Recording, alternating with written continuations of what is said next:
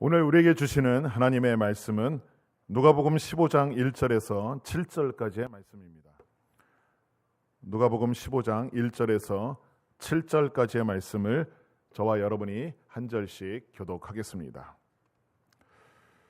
모든 세리와 죄인들이 말씀을 들으러 가까이 나아오니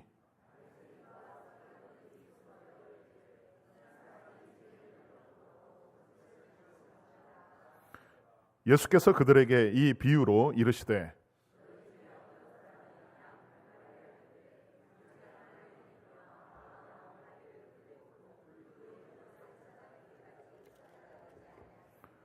또 찾아낸즉 즐거워 어깨에 메고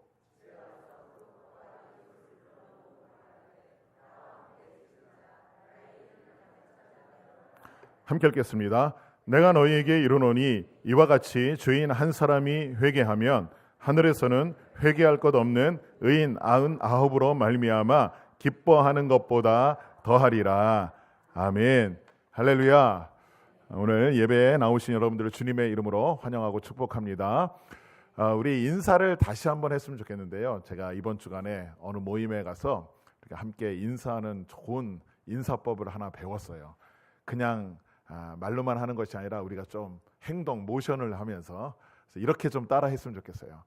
하나님께서 나를 사랑하시니 나도 당신을 사랑합니다 하면서 이렇게 안아주는 거예요. 근데 이제 동성끼리, 부부는 괜찮지만 이렇게 하나님께서 나를 사랑하시니 나도 집사님을 사랑합니다. 이렇게 인사하시기 바랍니다.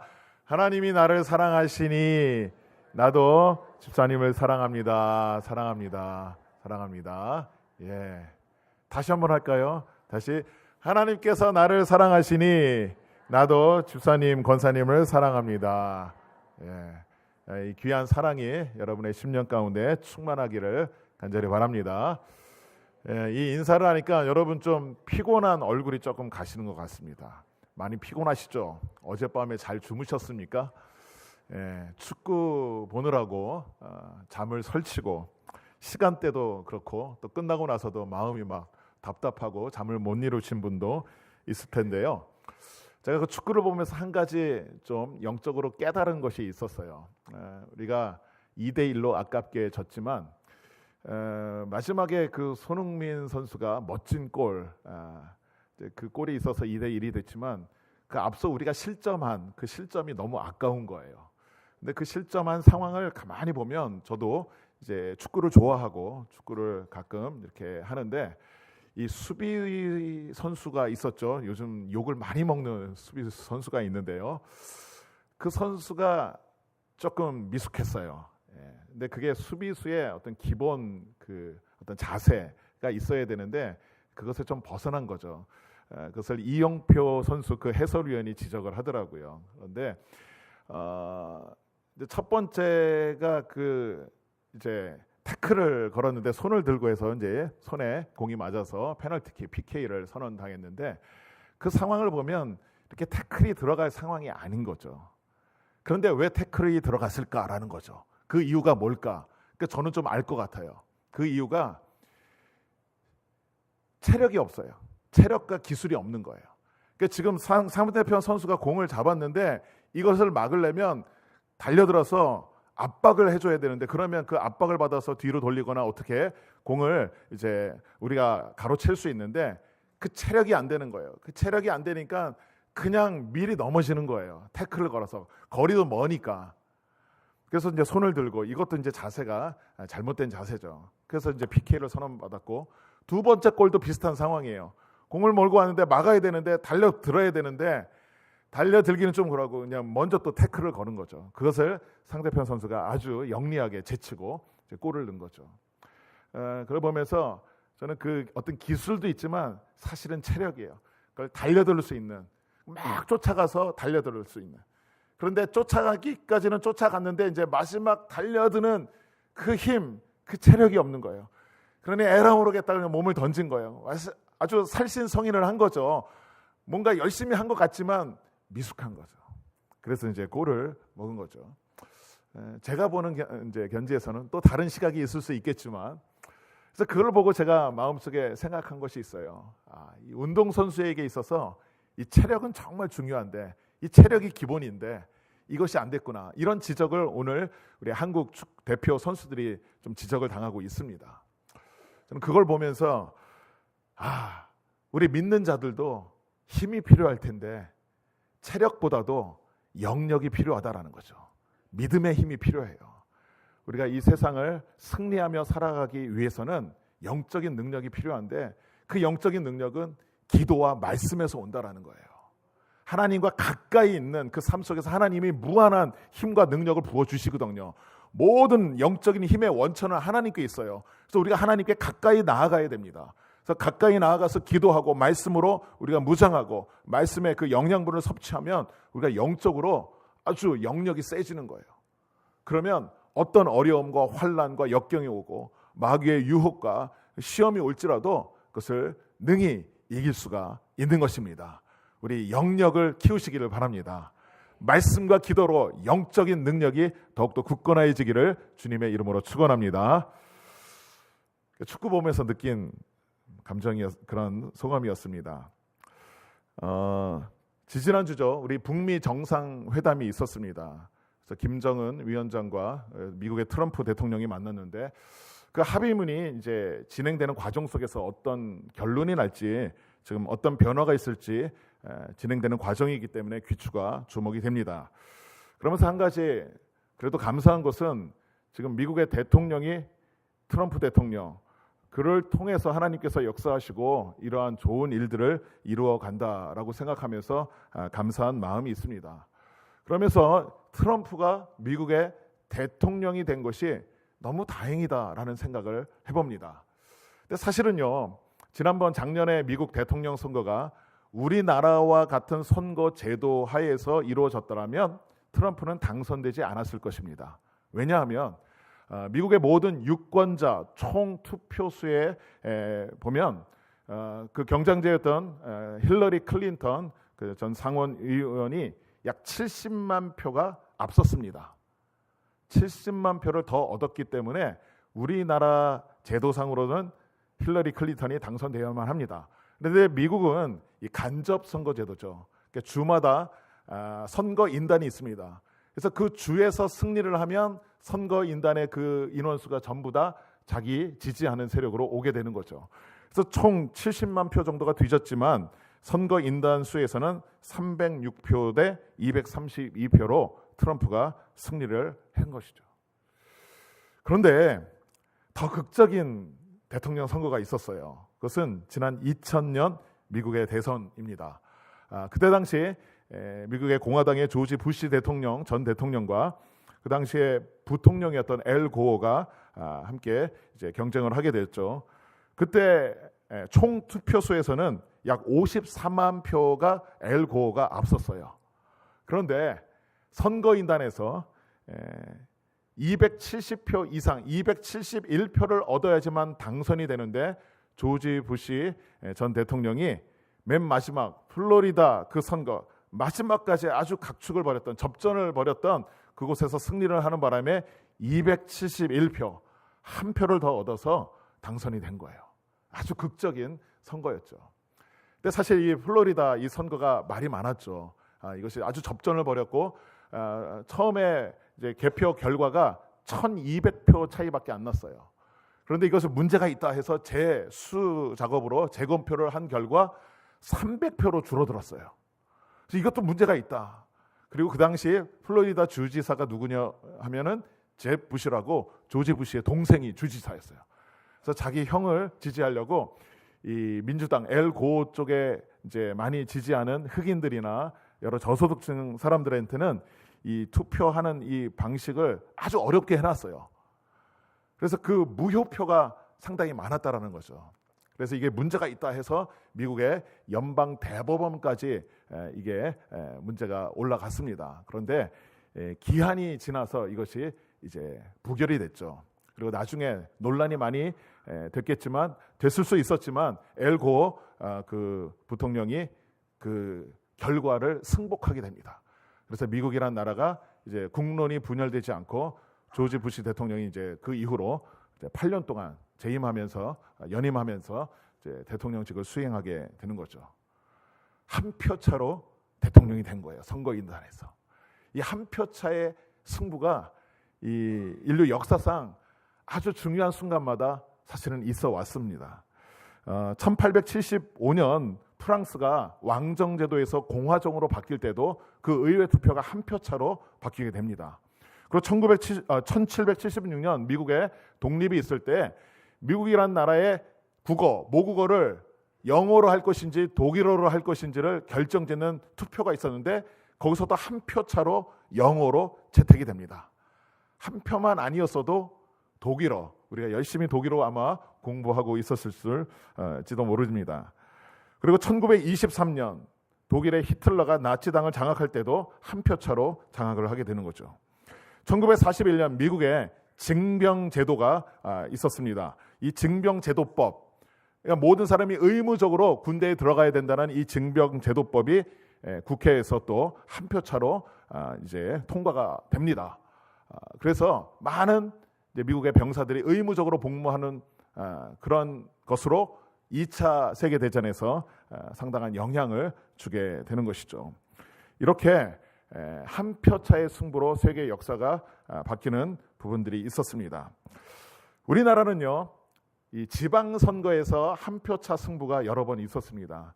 2008년도 고성 군수 선거에서 4,598표 대 4,597표 한 표 차로 이제 당선과 낙선이 이제 결정짓는 그런 일들이 있었고, 이러한 한 표 차의 승부가 한 7번이 있었다고 합니다. 그리고 동점 승부도 나왔다고 합니다. 표가 똑같은 거예요. 그럼 표가 똑같으면 어떻게 결정되는지 아십니까? 연장자가 당선이 되게 되는 것이 우리나라 법입니다. 이렇게 아슬아슬하게 한 표 차로 인생이 바뀌고 또 역사가 바뀌는 경우가 있는 것이죠. 바로 한 사람의 중요성을 알려주는 중요한 이야기입니다. 이 세상에서도요, 사실 한 사람이 중요합니다. 우리가 사는 삶 속에서도 우리가 한 사람, 누구를 만나느냐, 그 한 사람 때문에 운명이 바뀌는 경우도 많이 있습니다. 여러분 혹시 어떤 사업을 하시고 이제 비즈니스를 할 때 고객 한 사람 한 사람이 정말 중요합니다. 그 고객 한 사람이요, 사실 한 사람 같지만 그 한 사람이 아니라 그 한 사람 주변에는 적게는 한 20명에서 50명, 100명, 더 넓게는 몇백 명까지 그 연결되어 있는 사람들이 있다고 합니다. 이것이 이 마케팅 이론에 나와 있는 이야기죠. 그래서 우리가 한 사람을 잘 대하면, 그 한 사람이 감동받으면 그 한 사람을 통하여 수십 명, 수백 명의 고객이 온다라는 거예요. 이거를 사업하시는 분들은 잘 아셔야 돼요. 반대로 한 명이 잘못돼, 한 명한테 서운하게 하고 한 명한테 잘못하면 그 한 명 때문에 수십 명, 수백 명의 그 영향이 온다라는 것이죠. 그래서 한 사람이 중요하다라는 겁니다. 그런데 이 한 사람의 소중함은요, 이 세상뿐만 아니라 사실 성경 안에서 하나님께서도 너무나도 중요하게 여기시는 하나님의 가치관입니다. 하나님은 한 사람을 정말 사랑하십니다. 한 사람 한 사람. 한 사람 한 사람에게 정말 관심을 갖고 계십니다. 그래서 하나님은요, 하나님의 일을 하나님께서 이루실 때 사람을 사용하시는데 많은 사람을 사용하시는 것이 아니라 바로 한 사람을 택하여서 사용하십니다. 이스라엘 백성들을 구원하기 위해서 모세라는 한 사람을 택하여서 그 구원의 역사를 이루셨듯이 한 사람을 택합니다. 그런데 그 한 사람 한 사람이 스타가 아니라, 뛰어난 사람이 아니라 평범한 사람이라는 거죠. 그렇기 때문에 우리에게 소망이 있는 겁니다. 아브라함 링컨이요, 그런 얘기를 했죠. 하나님은 평범한 사람들을 제일 사랑하신다. 왜냐하면 평범한 사람들을 제일 많이 만드셨기 때문이다 하는 거죠. 사실 우리 모두가 다 평범하죠. 내가 좀 특별하다라고 생각하시는 분이 있습니까? 스타다? 사실 평범해요. 그런데 이 평범한 우리 한 사람 한 사람, 아니 오히려 부족하고 연약하게 보이는 우리를 사랑하시고 우리를 통하여 하나님의 위대한 일을 이루시는 것을 믿으시기를 바랍니다. 성경의 역사가 이것을 증명하고 있어요. 그 사사시대에 에웃이라는 사사가 왼손잡이였어요. 그런데 그 원어를 보면 오른손을 못 쓰는 장애인이었어요. 그렇기 때문에 왼손을 쓸 수밖에 없는데 그 왼손을 사용하여 그 당시 모압 왕 에글론을 죽이고 이스라엘을 구원합니다. 그리고 삼갈이라는 사사는 소 모는 막대기 하나 가지고 블레셋을 물리치고 이스라엘을 또한 구원시킵니다. 드보라라는 여선지자가 있었어요. 여사사. 그 여사사는 결혼한, 오늘날로 치면 그냥 평범한 아주머니였어요. 아줌마. 그 아줌마를 하나님께서 사용하셔서 이스라엘을 구원시키는 겁니다. 기드온, 겁장이었어요. 이 미디안의 군사가 왔을 때 몰래 숨어서 자기 먹을 거 챙기는 사람이었어요. 그런데 그 기드온을 택해서 이 미디안을 물리치는 위대한 용사로 하나님께서 사용하시는 겁니다. 입다라는 사사는 어떤 인물이었어요? 그는 기생의 아들이었죠. 서자였어요. 집안에서 쫓겨났어요. 칼을 갈고 있었어요. 하나님은 그를 택하셔서 사용하셔서 이스라엘을 구원하는 귀한 인물로 주님은 사용하신 것입니다. 오늘 우리가 읽은 본문 말씀도 보면 예수님께서 죄인과 세리들을 사랑하시고 그들을 인도하는 걸 보고 많은 사람들이 비난을 했죠.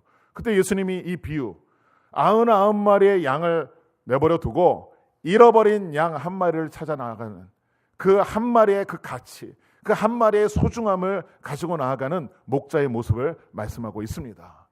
그러면서 아주 중요한 말씀이 뭡니까? 이와 같이 죄인 한 사람이 회개하면 하늘에서 회개할 것이 없는 의인 99으로 인하여 기뻐하는 것보다 더 기뻐하리라 말씀하고 있습니다. 그러니까 99에 아무런 문제 삼을 일이 없는 사람 놓고 기뻐하는 것보다 한 명의 죄인이 회개하면 그것으로 아주 기뻐하신다 말씀하고 있습니다.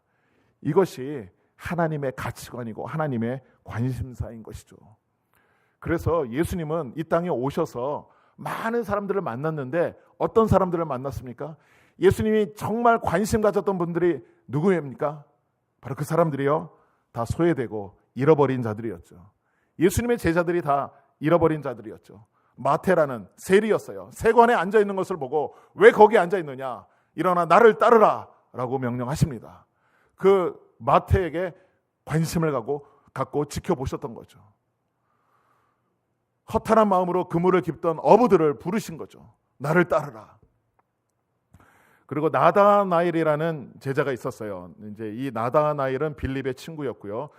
그리고 이제 바돌로메라는 그 예수님의 제자와 동일 인물이라고 하죠. 그 예수님 빌립이 전도를 해서 나다나엘을 데려오는데 예수님이 뭐라고 얘기합니까?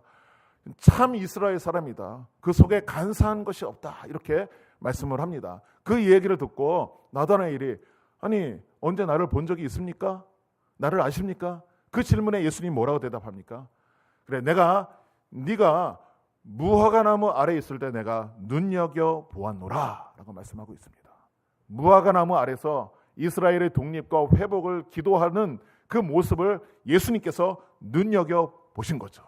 그래서 그가 오는 것을 보고 칭찬하는 겁니다. 예수님이 이렇게 한 사람 한 사람을 관심 갖고 지켜보고 계시는 겁니다. 특별히 사마리아 여인을 만날 때 사마리아 그 수가성 그쪽으로 유대인들은 지나가면 안 되는 곳이에요. 돌아서 가야 되는데 일부러 의도적으로 그곳을 가죠. 왜? 그 여인을 만나라고. 그래서 그 여인에게 구원의 복음을 전하고 그 여인을 회복시키잖아요. 베데스다 연못가에 그 연못에 가끔 천사가 와서 물을 움직이면 먼저 들어가는 자가 낫는 그곳에 많은 병자들이 모여 있었는데 예수님의 관심은 어디에 있었습니까? 38년 된 병자, 그 중에서 가장 오래된 병자, 가장 불쌍한 한 사람에게 관심을 갖고 있었어요. 내가 낫고자 하느냐라고 예수님이 말씀하셨을 때 아니 나를 먼저 여기 집어넣어 주는 사람이 없어서 나는 나을 수가 없습니다. 이 대답을 하는 사람이었어요. 그를 고쳐주잖아요. 자기 힘으로 스스로 나을 수 없는 그 사람을 하나님 사랑하셔서 예수님 사랑하셔서 그를 고쳐주십니다. 그리고 지나가다가 맹인 한 사람을 보고 또 고쳐주잖아요. 진흙을 이겨서 눈에 바르고 실로암 못에 가서 씻으라. 이 모든 것들이 예수님이 관심 있게 지켜본 거예요. 그 불쌍함을 알고 또 그 삶을 알고 또 그를 통하여 하나님의 위대한 역사를 이루실 것을 알고 관심 갖고 그를 초청하신 것입니다. 바로 그 대표적인 사람이 삭개오라는 인물이죠. 죄인 중에 죄인이었죠. 세리, 민족의 피를 빨아먹는 민족 반역자, 그 세리, 그가 예수님에 대한 관심이 있어서 뽕나무 위에 올라가 있는 그 모습을 예수님이 먼저 바라보신 거예요. 그리고 삭개오야 내려오라. 내가 오늘 너 집에 유하여야겠다. 많은 사람들이 수군거렸어요. 저가 죄인의 집에 지금 들어간다. 그런데 그를 만나러 그 집에 들어갑니다. 그리고 그에게 구원의 복음을 전하고 구원을 선포합니다. 보라, 구원이 이 집에 이르렀다. 이 사람도 아브라함의 자손이로다 선포하는 것이죠. 이렇듯이 예수님은 계속 소외된 자 한 사람 한 사람을 향하여 관심을 가졌고, 또 예수님이 부활 이후에 성령 충만함 받은 예수님의 제자들도 불쌍한 사람 한 사람 한 사람에게 관심을 가진 거죠. 성전 미문 앞에 구걸하던 안진뱅이를 베드로와 요한이 일으키잖아요. 그를 불쌍히 여기는 마음으로 관심 갖고 지켜보면서 고쳐줍니다.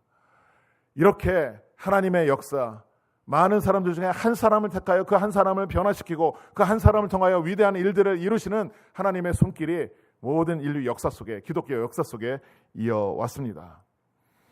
그렇듯이 한 영혼 한 영혼이 정말 소중합니다. 그러므로 우리가 소중하다라는 것을 하나님 앞에서 기억하시고 감사하시기를 바랍니다. 그리고 우리가 우리 주변에 아직 예수님을 알지 못하는 한 사람 한 사람도 너무 소중하다라는 사실을 기억하고 그 사람이 주님 앞으로 인도함을 받을 수 있도록 최선을 다해 기도하시고 열심히 전도하시기를 바랍니다. 왜냐? 그 사람이 나중에 어떻게 쓰임받을지 아무도 모르기 때문입니다. 지금은 예수님을 알지 못하고 지금은 예수님을 거부하고 오히려 예수 믿는 사람을 핍박하는 그런 위치에 있는다 할지라도 나중에 하나님께서 어떻게 사용하실지 모르는 거예요. 기독교 역사가 그것을 증명하고 있습니다. 1858년 미국 보스턴의 어느 한 교회에서 주일학교 학생을 가르치던 선생이 있었습니다.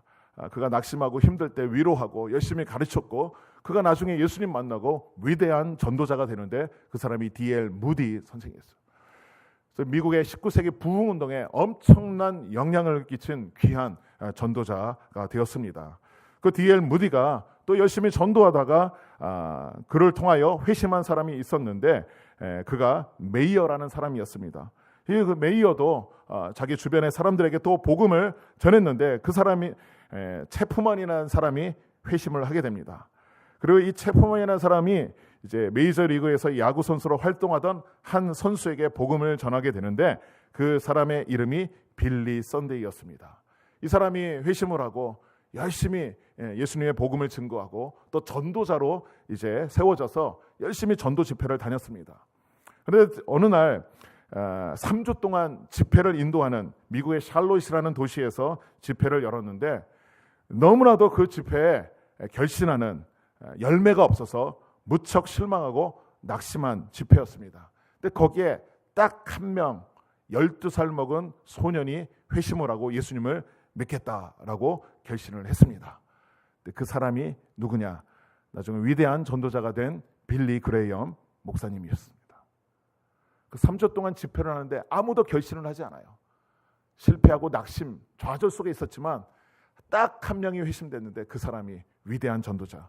그래서 전 세계 수백만 수천만 사람들에게 복음을 전하고 수십만 명, 수백만 명을 회심하여 돌아오게 한 위대한 전도자가 되었던 것입니다. 이렇게 하나님의 역사는 어떻게 이루어질지 모릅니다. 그렇기 때문에 우리 한 사람 한 사람이 소중한 것이죠. 미국 시라큐스 대학이 유명한 대학인데요. 로자리아 버터필드라는 여자 교수가 있었습니다. 근데 이 여 교수는 28살 때에 이미 자신이 동성애자다라는 것을 공개적으로 이제 커밍 아웃한 사람이었습니다. 그리고 페미니스트 여성 이제 주의자, 그래서 여성학을 가르치고 그래서 많은 대학들에게 이제 대학에서 가르치면서 반기독교, 기독교를 비판하고 기독교를 무너뜨리기 위한 많은 강연을 하던 교수였습니다. 그래서 날로 이 이제 반기독교 진영에서는 아주 추앙하고 유명해지는 인사였죠. 그런데 이 여인을 위해서 기도하던 한 목사님이 있었습니다. 그래서 이 여 교수에게 편지를 쓴 거죠. 그 편지를 아주 정중하게 친절한 어투로 질문하면서 편지를 썼는데 이 편지에 이 여 교수가 감동을 받기 시작한 거예요. 계속 편지를 통하여 주고받으면서 이 로자리아 이 교수가 이제 회심을 하게 되는 거예요. 그래서 지금은 하나님의 복음을 증거하는 복음 전도자로 완전히 뒤바뀌게 된 것이죠. 그 배경에는 이분을 위하여 기도하던 한 목사님이 있었다라는 겁니다. 이 교수가 이 모든 회심의 과정을 이제 다 글로 써서 책을 냈는데 그 책의 제목이 뜻밖의 회심이라는 제목의 책입니다. 이렇게 하나님의 역사는 한 사람 한 사람을 통하여 위대하게 이루어가고 지금도 있습니다. 존 낙스라는 위대한 목사님이 영국의 메리 여왕이 기독교인을 다 죽이라고 명령할 때 간절한 마음으로 기도하고 담대히 선포했잖아요. 그 한 사람 때문에 메리 여왕이 두려워해서 나중에 죽게 되었을 때 이제 그 모든 이제 명령들을 취소하고 많은 기독교인들을 또한 생명을 구원한 위대한 일들을 이루었습니다.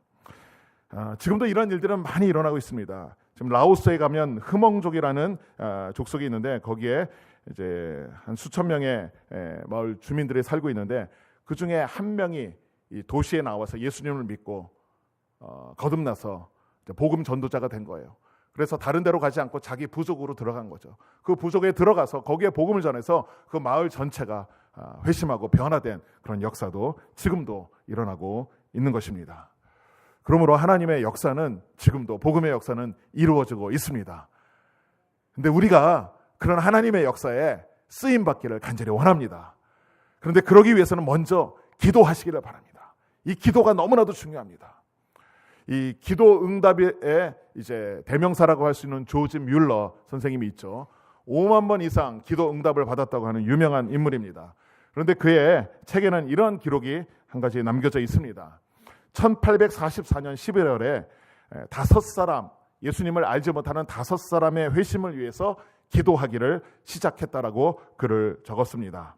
그래서 하루도 빼놓지 않고 아플 때나 건강할 때나 어디에 있든지 그 5사람을 위해서 기도했다고 합니다. 그 기도한 이후로 18개월이 지나자 처음으로 한 사람이 회심하고 예수님을 믿게 되었습니다. 그래서 하나님께 너무나도 감사를 드리고 그리고 남은 4사람을 위해서 계속 기도했다고 합니다. 그로부터 5년 후에 두 번째 사람이 회심을 하고 예수님을 믿게 되었습니다. 그래서 하나님께 너무나도 감사드리고 하나님께 영광 드리고 나머지 또 3사람을 위해서 기도했다고 합니다. 그로부터 6년이 지나고 나서 나머지 3번째 사람도 이제 회심하게 되었습니다. 그래서 하나님께 감사 기도를 하고 계속 나머지 2사람이 회심하여 돌아오기를 위해서 계속 기도했다고 합니다. 그런데 그렇게 총 기도한 시간이 약 36년을 기도했습니다. 그 36년 동안 기도할 동안에 조지 뮬러는 다른 것에서 하나님의 기도 응답을 많이 받았어요. 심지어는 고아들을 먹을 것을 위해서 아무것도 없는데 기도하니까 막 빵을 가지고 오는 그런 역사들이 일어나고 하는 기도 응답의 역사들이 엄청나게 많이 있었는데 나머지 2사람 회심을 위한 기도는 그가 세상을 떠나기 전까지 이루어지지 않았다고 합니다. 그런데 그가 세상을 떠나고 나서 그 후에야 이 2사람이 회심하고 예수님을 믿게 되었다라는 사실입니다. 이렇듯이 우리가 기도하면 하나님이 들어주시는데 하나님이 정하신 때 하나님께서 정하신 카이로스의 시간이 있습니다. 그 시간에 하나님께서 역사하십니다. 그래서 복음 전도는요 꼭 열매가 맺어지는 것만 중요한 것이 아니라 전도하는 과정, 그 과정을 하나님께서 귀하게 보시고 귀하게 기쁘게 여기시고 큰 축복을 허락해 주십니다. 여러분 명심하십시오. 전도는요 과정이에요. 과정. 물론 전도의 열매도 중요하지만 과정이에요. 그런데 이 과정 속에 우리가 이 기도로서 또한 권면함으로써 동참하고 있느냐라는 것이에요. 우리가 기도하시기를 바랍니다. 기도하기 전에 내가 누구를 위하여 기도할지를 그 대상을 정해 놓으시기를 바랍니다. 근데 아직 그 대상도 정해 놓지 않은 분들이 있어요. 내가 누구를 위하여, 누구를 인도하기 위해 기도해야 되는지 아직 모르는 분들이 있습니다. 그분들을 정하시고 놓고 기도하시기를 바랍니다. 하나님께서 그 기도를 귀하게 여기시고 그 어떤 것보다도 기쁘게 여기실 것입니다. 왜냐? 우리가 복음 전도하는 것은 우리 하나님이 가장 기뻐하시는 일이기 때문입니다. 저는 목회를 하면서요, 하나님이 가장 기뻐하시는 것이 무엇인가? 이것을 늘 마음속에 질문하면서 목회를 하고 있습니다. 우리가 정말 열심히 살아가는 것 중요해요. 그런데 무엇을 위해서 열심히 살아가느냐라는 거죠. 나를 이 땅에 보내신 하나님, 그 하나님이 가장 기뻐하는 일을 위해서 우리가 살아야 되지 않겠습니까? 그 하나님이 가장 기뻐하는 것이 뭐예요? 오늘 말씀하고 있잖아요. 하늘에서 회개할 것이 없는 의인 99을 인하여 기뻐하는 것보다 이른 양 한 마리가 한 사람인 죄인 한 사람이 회개하는 것을 더 기쁘게 여기신다라고 분명히 말씀하고 있습니다. 그래서 하나님 기뻐하시는 일들을 잘 감당하시기를 바랍니다. 그리고 예수님의 지상 명령이 무엇이냐라는 거죠. 예수님이 마지막으로 우리에게 분부하신 그 일이 뭡니까? 복음을 전하는 일이에요. 그리고 교회의 존재 목적이 뭡니까? 교회가 왜 존재합니까? 복음 전하기 위해서 존재하는 겁니다. 영혼 구원하기 위해서 교회가 존재하는 것입니다. 바로 이 귀한 사명들을 위해서 우리가 전적으로 열심히 기도하고 헌신하기를 간절히 바랍니다. 이런 전도 축제를 하는 그 모든 배경 속에는 우리가 이 일에 동참함으로 하나님을 기쁘시게 하고 하나님의 크신 그 축복을 받기 위한 것임을 기억하셔야 돼요. 이것을 짐이라고 생각하지 마셔요. 오늘날 경건의 모양은 있으나 능력이 없다라고 말씀하고 있잖아요. 왜 능력이 없는 거예요? 우리가 복음 전하지 않고 있기 때문이에요. 우리의 삶이 복음 전파와 연결된 삶이 아니기 때문이에요. 우리가 복음 전도를 위해서 우리가 헌신한다면 하나님께서 함께 하시고 성령을 부어주시고 위대한 열매를 맺게 하시고 우리의 삶을 더욱더 기쁨의 열매가 맺는 삶으로 인도해 주실 것입니다. 바로 이 일을 위하여 헌신하시기 바랍니다. 다음 주일날 얼마나 많은 열매들을 거둘지는 저는 모르겠어요. 그러나 우리 자신이 한 사람이 하나님이 기뻐하시는 일에 헌신하시기를 바랍니다. 우리가요 하나님 앞에 섰을 때 하나님이 과연 우리에게 뭐라고 말씀하실까를 생각해 보시기를 바랍니다. 하나님, 우리는 누구나 다 하나님 심판대 앞에 설 거예요. 그런데 하나님께서 우리에게 무엇을 말씀하실까? 저 나름대로 열심히 살았습니다. 이거 안 통해요. 하나님의 목적, 하나님이 귀하게 여기시는 그 기뻐하시는 일을 위하여 우리가 살았느냐? 바로 그 질문에 우리가 당당하게 대답할 수 있는 귀한 믿음의 일꾼들 되시기를 바랍니다. 이 한 주간 우리가 정말 하나님 앞에 하나님이 기뻐하시고 하나님이 귀하게 여기시는 그 일에 전념하고 기도하며 아름다운 열매로 하나님께 영광 돌리시기를, 그래서 하나님께 큰 축복받고 형통한 삶을 살아가는 우리 모두가 되기를 주님의 이름으로 축원합니다. 기도하겠습니다. 우리 주신 말씀 기억하면서 우리 함께 결단하며 기도할 때 하나님 우리를 사랑하시고 우리 한 사람 한 사람 바로 나를 관심 갖고 지켜보고 계십니다. 그리고 나를 통해서 하나님의 크신 일들, 위대한 일들을 이루고자 우리를 부르십니다. 하나님이 가장 기뻐하시는 그 일을 우리가 할 수 있도록 오늘 우리에게 사명을 주시고 오늘 우리를 부르셨는데 우리가 거기에 합당하게 주님의 일 잘 감당하게 하여 주시옵소서. 주님이 기뻐하시는 복음 증거하는 일에 전심전력하게 하여 주시옵소서. 한 영혼 한 영혼의 소중함을 알고 그 영혼을 위해서 기도하게 하여 주시옵소서.